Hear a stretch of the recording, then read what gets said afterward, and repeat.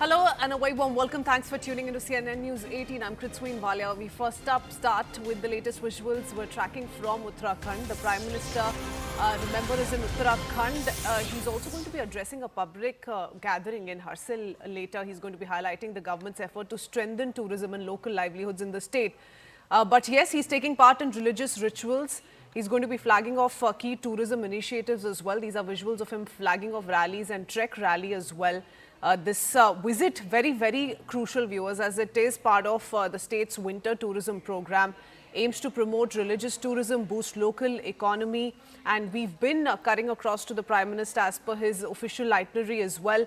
He began his visit by offering prayers at the temple in Mukwa, which is also regarded as the winter abode of goddess Ganga, since the main shrine in Gangotri becomes inaccessible during harsh winter months. So big tourism push on part of Prime Minister Narendra Modi. CNN News 18's Aman Sharma joins us with more details. That's a visual set coming in of the Prime Minister flagging off this bike rally. Aman, what do we expect the next few minutes? And also take us through the overall significance of this tourism boost that's going to sink in with the Prime Minister's visit. The visit of the Prime Minister at this particular time in the winter to Uttarakhand is quite significant because, this is also the season where the tourism generally earlier used to dry out in the winters. Summers, of course, Uttarakhand saw a huge influx of tourists as well as religious tourists coming to the Char Dham Yatra. But it was in the winters that, many tourists did not come. So this all is an effort by the Pushkar Dhami government and now the Prime Minister's visit at this particular time to boost winter tourism in Uttarakhand so that tourists continue to come during the winters as well. The Prime Minister going first to the Mukpa temple in Uttar Kashi. This is near the Gangotri shrine where one can have a darshan of Ma Ganga in her winter abode and also get a magical view of the Himalayas, which the Prime Minister surely did.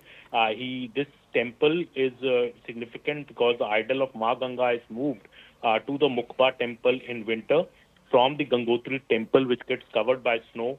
And before the Char Dham Yatra begins in May this year, you will see that the idol will make its way back to the Gangotri temple in a grand procession. So the Prime Minister visit coming just ahead of the start of the Char Dham Yatra, when the Kedarnath and Badrinath Dhams will open along with Gangotri and Yamunotri becomes very significant. Mukba is located on the banks of the river Bhagirathi. The details that we have from Uttarakhand government is that last year, a record number of 50 lakh pilgrims visited the Char Dhams, and the government is expecting even a bigger number in 2025. The Prime Minister, in his message yesterday, in fact, said he was very excited to visit the winter residence of Ma Ganga in Mukba, and the place is famous all over the world for its spiritual significance, amazing beauty, and is a unique example of India's resolve of heritage as well as development.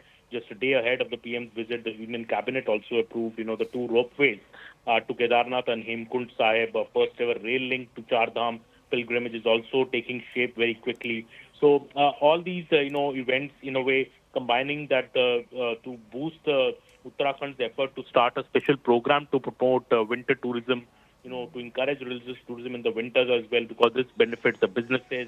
The homestays gives opportunities to local entrepreneurs to flourish, and we see the Prime Minister's effort here to flag off a bike yatra, a trekking yatra also in the winters.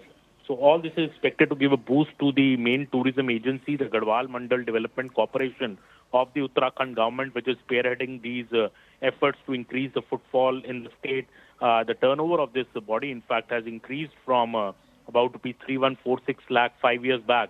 It has almost doubled to almost rupees 6,600 lakh this year already till January. So some efforts seem to be bearing fruit. The Prime Minister's visit in the winter month is only expected to act as a further impetus to these efforts. And isn't this in line with the Prime Minister's, initiatives towards boosting spiritual tourism across the country? We've seen it in southern part of our country. We've seen it in, a state which is so rich in as far as spiritual tourism is concerned, which is that of Uttar Pradesh and Uttarakhand as well. And the Prime Minister has made several such visits frequently, isn't it, Aman? Well, absolutely. This has been one of the Prime Minister's, major efforts wherever he goes in the country. He does make it a point to visit the big spiritual and religious centers because this also increases the interest of the people. Like how many of us maybe knew about the Mukba temple before the Prime Minister has gone today? You know, the local regional people may know about it, but you know, to get bigger number of people to Mukba temple also, because the Ma Ganga idol, which people go all the way to Gangotri, is here in the winter months. So people can easily visit Mukba in the winters for a darshan of Ma Ganga's idol at Mukba, and that has been the effort of the Prime Minister.